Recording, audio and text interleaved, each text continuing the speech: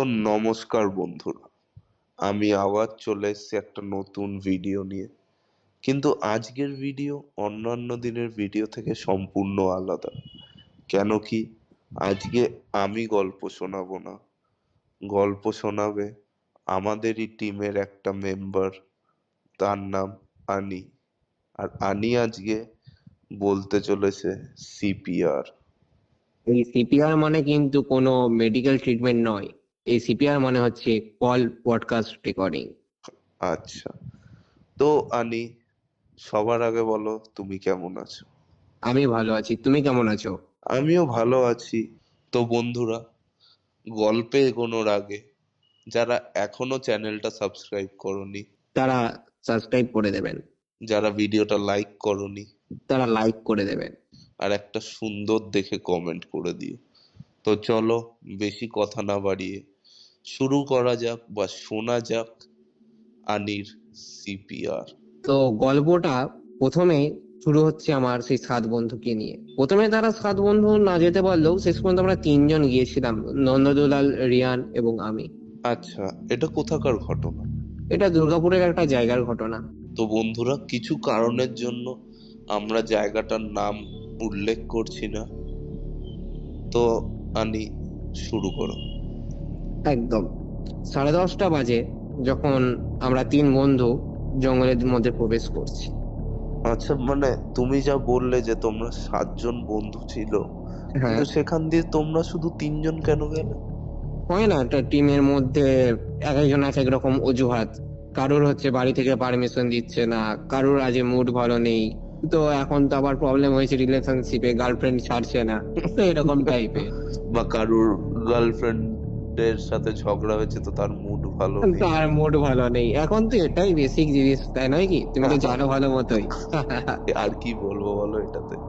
তো একদম। চলো, আমরা গল্প বা আমরা টপিকের থেকে দূরে চলে যাচ্ছি। তো কি হম হম। হয়েছিল সেদিন?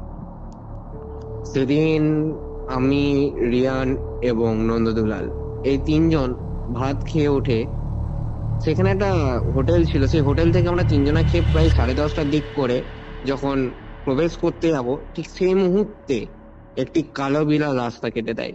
সেখান থেকে শুরু হয় আমার ভয় পাওয়া বলো বা ঘাবড়ানো বলো, যা বলবে। একটা ভেতরে একটা মানে হয় না। মোটমাট তোমার মন তখন আস্তে আস্তে কু ডাকছিল, আস্তে আস্তে কু ডাকা শুরু করেছিল। একদম একদম, তখন থেকে আমার মনটা কু ডাকা শুরু করেছিল, এবং শুধু আমার নয়, রিয়ানেরও। কিন্তু রিয়ান আমাকে প্রথমে বলেনি, পরে ভেতরে ঢোকার সময় আমাকে এটাও বলে আর কি। আচ্ছা, কিন্তু নন্দদুলাল? নন্দদুলাল প্রথম থেকেই আগ্রহী ছিল, এবং এই ঘটনাটার পর সে বলছে যে এবার একটা মিস্টিরিয়াস অ্যাডভেঞ্চারের গন্ধ পাচ্ছি, চ খেলা হবে। বাট আনি, কিছু টাইমে একটু সাহসটা কম দেখানোই ভালো, আমি মনে করি অন্তত। একদম একদম, এটা তোমার ঠিক ধারণা। কিন্তু সেদিন তোমরা হয়তো সাহস না দেখালে আজকে আমরা এইটা নিয়ে কথা বলতাম না। হ্যাঁ, সেও বটে। কিন্তু যেই সাহসটা দেখানোর ফলে যে ঘটনাগুলো ঘটেছে, সেটা তোমাকে আমি এখনো কিছুই বলিনি। আচ্ছা। এবং বন্ধুরাও, তোমরাও শোনো। আচ্ছা। ঘটনাটা প্রথমেই আমাদের জঙ্গলের ঢোকার শুরু থেকেই সম্পূর্ণটা আমাদের হাতের বাইরে চলে যায়, এটা আমরা প্রথমে বুঝতে পারিনি। আমরা ভেবেছিলাম হয়তো এমন কিছু হবে না, কিন্তু আমরা ভাবতে পারিনি এই জঙ্গলের ভেতর এমন কিছু অপেক্ষা করছে, যেটা আমরা আশা করিনি কখনো। আচ্ছা, আমাদের প্রধান গন্তব্যস্থল ছিল জঙ্গলের ভেতর থাকা এক অলৌকিক মন্দির। মানে লুকিয়ে তোমরা, থাকা। হ্যাঁ, তো বলো। মানে তোমরা বন্ধুরা মিলে ডিসাইড করেছিলে এক্সপ্লোর করবে জায়গাটা? একদম একদম, প্রথমে 7 জন থাকলেও সেখানে আর 7 জন হয়নি, যেটা আমি তোমায় বললাম। আচ্ছা, হ্যাঁ।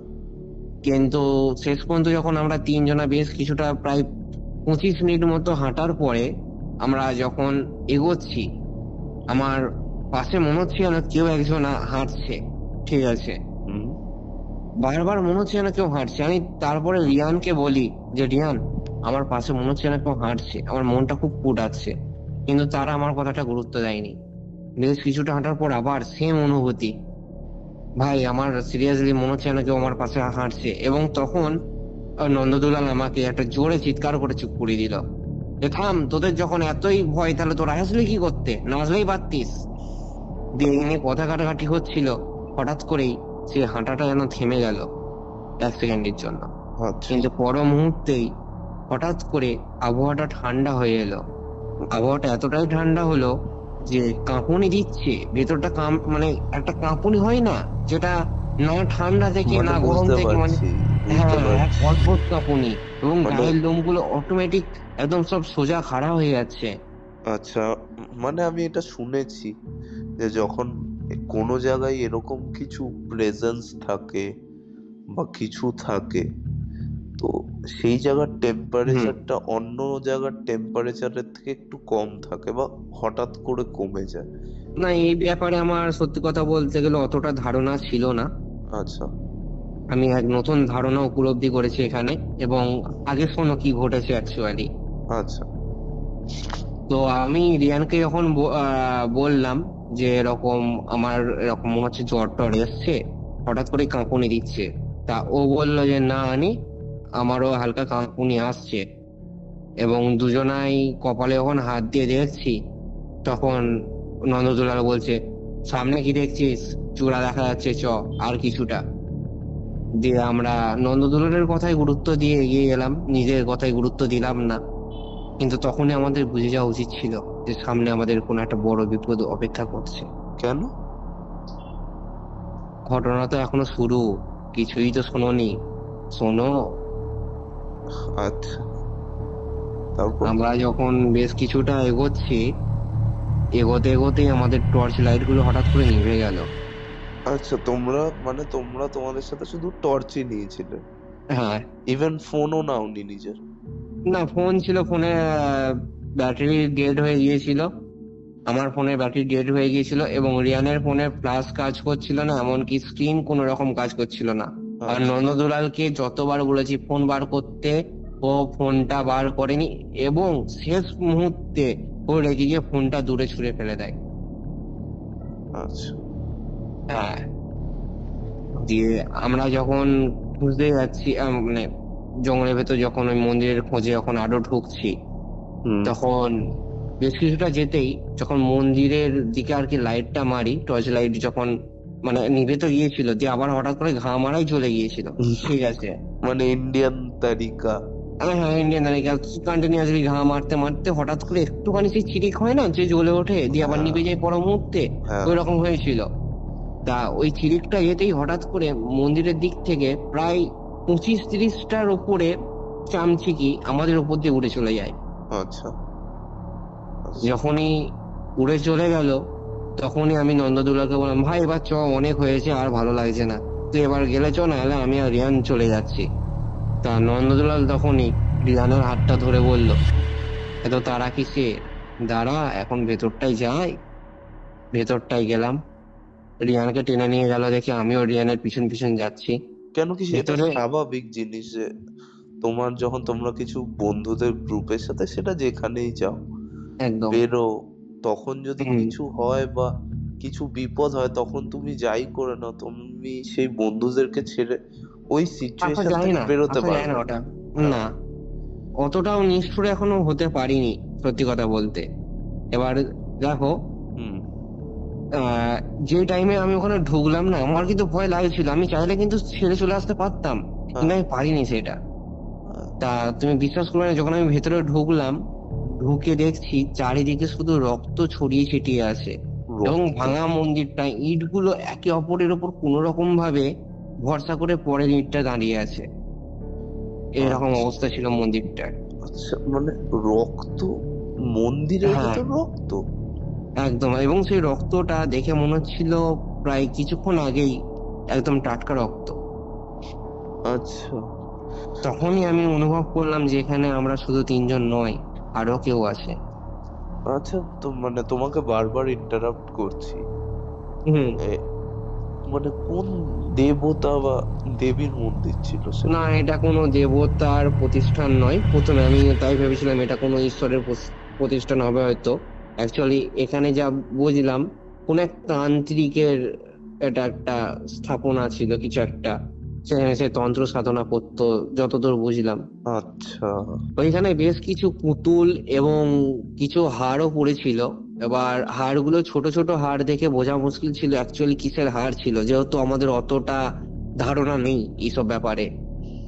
আচ্ছা তা আমি এইসব দেখে রিয়ানের হাতটা ধরে টানি, এবং রিয়ানের হাতটা যেহেতু নন্দদুলাল ধরেছিল, নন্দদুলালও কিছুটা বেরিয়ে চলে আসে। আচ্ছা। এবং সিঁড়ি দিয়ে যখন আমরা কিছুটা চলে আসি, নন্দদুলাল তখন রিয়ানের হাতটা আবার টেনে ধরে থামায় আমাকে। কি ব্যাপার, এত তাড়া কিসে? আজকে পূর্ণিমার রাত, নিশ্চয়ই কিছু হবে, একটু দাঁড়িয়ে দেখে যাও না। আমি মানে তখন আমিও তখন প্রচন্ড পরিমাণে ঘাবড়ে গেছি। দিয়ে তখন নন্দদুলাল রিয়ানের হাতটা ছেড়ে একাই ঢুকে গেল ভেতরে। মানে দিয়ে ভেতরে তোমরা ঢুকে হুম মানে তোমরা পূর্ণিমার রাতে? সিরিয়াসলি আমি যদি আগে জানতাম কখনোই বেরোতাম না। আমার খেয়াল ছিল না একদম কথাটা, কারণ তুমি খুব ভালো মতোই জানো পূর্ণিমা রাতে ঠিক কারা জাগ্রত হয়, হুম। আশা করি জানো। হ্যাঁ। তো এবার যখন নন্দদুলাল যখন ভেতরে ওইভাবে দৌড়ে ঢুকে গেল, স্বাভাবিক রিয়ান এবং আমি আবার ভেতর দিকে গেলাম এবং গিয়ে দেখি নন্দদুলাল সেইখানে যে রক্তগুলো পড়ে আছে সেগুলো গায়ে মাখে, কপালে মাখে, এবং কিছুটা দু আঙুলে করে তুলে ঠোঁটে ঠেকিয়ে বলছে সুস্বাদু, এবং একটা পুতুল নিয়ে সে বুকের সাথে ঠেকিয়ে বলে শান্তি। মানে নন্দদুলাল পুতুলগুলোকেও ছুঁয়েছে? একদম। তা আমি সেই মুহূর্তে নন্দদুলালকে মানে স্পর্শ করার সাহস করতে না পারলেও রিয়ান সাহস করে তার হাতটা টেনে ধরে জোর করে টেনে নিয়ে আসে। সেই ছেঁচড়া যেখানে টেনে নিয়ে আসা হয় না, অনেকটা হ্যাঁ। ওই রকম ভাবে। নন্দদুলাল তখন যেভাবে বসে পড়েছিল সে কিন্তু উঠতে চায়নি, তার চোখ কিন্তু তখন ভালো রকম লাল হয়ে গিয়েছিল। আচ্ছা। তাকে যখন টেনে নিয়ে আসা হয় জঙ্গল থেকে প্রায় 100 মিটার মতো হবে হয়তো দূরত্বটা, মানে ওই মন্দির থেকে প্রায় 100 মিটার মতো দূরত্বে যখন নিয়ে আসলাম, নন্দদুলাল তখন আসতে চাইছিল না, তাও জোর করে নিয়ে আসা হয়েছে। দিয়ে এসে যখন সে মাটিতে বসে পড়ে এবং মাটিটা আঁকড়ে যখন ধরে আমি যাব না আঁকড়ে যখন চিৎকার করছে, তখন রিয়ান তার মাথায় জোরে একটা চাঁটি মারলো। ফাজলামি মারছিস নাকি? একেই ঘাবড়ে আছি আবার ভয় ধরাচ্ছিস। আচ্ছা, মানে এখনো তোমরা ভাবছো যে এই যে জিনিসগুলো যেটা হচ্ছে সেটা সবই মজার ছলে করছে? হ্যাঁ, কিছুটা রিয়ান ওটাই প্রথমে ভাবছিল যে এ হয়তো আমাদের কারো ইচ্ছে করে ভয় দেখাচ্ছে। আচ্ছা। কিন্তু রিয়ান এখানে একটাই ভুল করেছে, ওর মাথায় মারাটা উচিত হয়নি। আচ্ছা। হঠাৎ করে অনুভব হলো মাথার উপর দিয়ে কিছু একটা উড়ে গেল। আচ্ছা। আমরা পিছন ঘুরে তাকালাম, আমি আর রিয়ান, এবং নন্দদুলাল নিচে বসে আছে। পিছন ঘুরে তাকিয়ে দেখছি একটা বেশ বিশাল আকৃতির একটা পেঁচা, কালো কুচকুচে পেঁচা এবং চোখ দুটো হলুদ। এদিকে ওদিকে ঘাড় ঘোরাচ্ছে, ঘাড়টা যেন পুরো ঘুরে যাচ্ছে, এদিকে ওদিকে পুরো ঘুরে যাচ্ছে, মনে হচ্ছে যেন 360 ডিগ্রি ঘুরছে এরকম মনে হচ্ছে। হঠাৎ করেই পিছনে নন্দদুলাল দাঁড়িয়ে পড়লো। আমি নন্দদুলাল মানে যাই মনে হলো যে কি যেন দাঁড়িয়ে পড়লো, আমি পিছন ঘুরে তাকালাম, তাকিয়ে দেখছি নন্দদুলাল ঘাড়টা কাত করে রিয়ানের দিকে তাকিয়ে আছে। আচ্ছা। নিমেষের মধ্যে, বিশ্বাস করবে না, এখনো আমার জায়গাটা চোখের সামনে ভেসে উঠলে ভিতরে কাঁটা দিয়ে ওঠে। নিমেষের মধ্যে নন্দদুলাল রিয়ানের ওপর ঝাঁপিয়ে পড়ে এবং তার গলার টুটি দাঁতে করে কামড়ে পুরো একদম উপড়ে ফেলে। রক্ত পিচকারির মতো সে ফোয়ারা হয় যেরকম ভাবে পুচ করে বেরোয় না, দেখেছো? হ্যাঁ। সে একটা সে নালি দিয়ে একদম সে রক্ত একদম ছিটিয়ে পড়ছে। আমি সেই ঘটনাটা দেখে আর ওইখানে দাঁড়িয়ে থাকার মতো পরিস্থিতি ছিলাম না। আচ্ছা। আমি চোখ বন্ধ করে দৌড়েছি, যেভাবে পেরেছি দৌড়েছি, এবং আমার উপর দিয়ে তখন পেঁচাটা উড়ে গেল। আচ্ছা। পেঁচাটা যাই উড়ে চলে গেল, হাতের লাইটটা জ্বলে উঠলো হঠাৎ করে। আমি কোনো দিকে না তাকিয়ে সম্পূর্ণটা নিজের দম দিয়ে যেভাবে পেরেছি দৌড়েছি, এদিক ওদিকে তাকানোর তখন প্রয়োজন মনে করিনি। আচ্ছা। প্রায় 10 থেকে 15 মিনিটের মধ্যে আমি পুরো জঙ্গল থেকে বেরিয়ে পড়েছি, এবং রাস্তার উপরে যখন আমি বেরোলাম তখন আমার মুখ দিয়ে শুধুমাত্র সেই জল উঠে এলো কাশি মানে হচ্ছে। এতটা দৌড়ানোর পর? একদম। আমি তখন খতরনাক দৌড়েছি। তারপর তুমি আর নন্দদুলাল আর রায়ানের কোনো খোঁজ নাওনি? আমি খোঁজ নিইনি বলতে, আমি এক সপ্তাহ মানে কোনো রকম কারোর সাথে কথা বলার পরিস্থিতিতে ছিলাম না। এক সপ্তাহ পর যখন আমি কলেজে যাই, আমার পরের রোলটাই ছিল হচ্ছে গিয়ে নন্দদুলালের এবং রিয়ানের। তা সেখানে নন্দদুলাল এবং রিয়ানের নাম ছিল না। রিয়ানের জায়গায় ছিল অজিত চৌধুরী, এবং রিয়ানের নন্দদুলালের জায়গায় ছিল রাহুল বাজপেয়ী। মানে আমি তখন জিনিসটা বুঝতে পারিনি অ্যাকচুয়ালি কি হলো।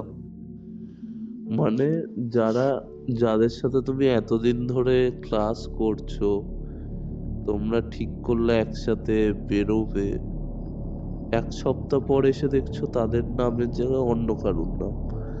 সম্পূর্ণটাই আমার তখন বোধগম্যের বাইরে ছিল। আমি তখন ওয়াশরুমের সঙ্গে সঙ্গে স্যারকে বলে আমি ওয়াশরুমে চলে যাই, এবং ওয়াশরুমে গিয়ে আমি ফোনটা চেক করে দেখি যে না, ওদের সত্যি অস্তিত্ব ছিল। তাদের সাথে সেই শেষ সেলফিটা সেদিনকে রাতে, সেটা আমার কাছে তখনও ছিল। আচ্ছা, কিন্তু তারপর সেই সেলফিতে তাদের নন্দদুলালের অস্তিত্ব কি ছিল। হলো? জানি না, তারপর আর জানার চেষ্টাও করিনি কখনো, সাহস করতে পারিনি। সেই রকম ভাবে ঝাঁপিয়ে পড়া সেই দৃশ্যটা এখনো যখন আমার চোখের সামনে ভেসে ওঠে না, সিরিয়াসলি কি বলবো তোমায়। বুঝতে রাতের পারছি। বেলায় একা ওঠার সাহস করি না। মনে হয় যেন নন্দদুলাল আমার দরজার সামনে দাঁড়িয়ে আমার অপেক্ষা করছে। কখনো কখনো তো রাতে বিছানায় শুয়ে যখন চোখ খুলি, ওপরে মনে হয় যেন সিলিং এ নন্দদুলাল আমার জন্য একদম অপেক্ষা করছে। ভেতরে ভেতরে এক আতঙ্কে রয়েছি, যেটা বলে বোঝানোর নয়। এটা কতদিন আগেকার ঘটনা? প্রায় 3 থেকে 4 সপ্তাহ আগে। মানে এটা খুবই রিসেন্ট ঘটনা। একদম। আচ্ছা, বাট হুম, কি বলবো বলো এটাতে আমি? তো নিজের খেয়াল রাখো। একদম। বাট আমি এই ব্যাপারে একটাই কথা বলতে চাই, যে কিছু সময় না, কিছু হুম, জায়গায় নিজের সাহস দেখানোটা জরুরি নয় বা ঠিক সিদ্ধান্ত নয়। কিছু সময় একদম। একদম। নিজেকে একটু কি বলবো আমি এটাকে, হুম, নিজেকে অতটা সাহসী না দেখালেও চলে।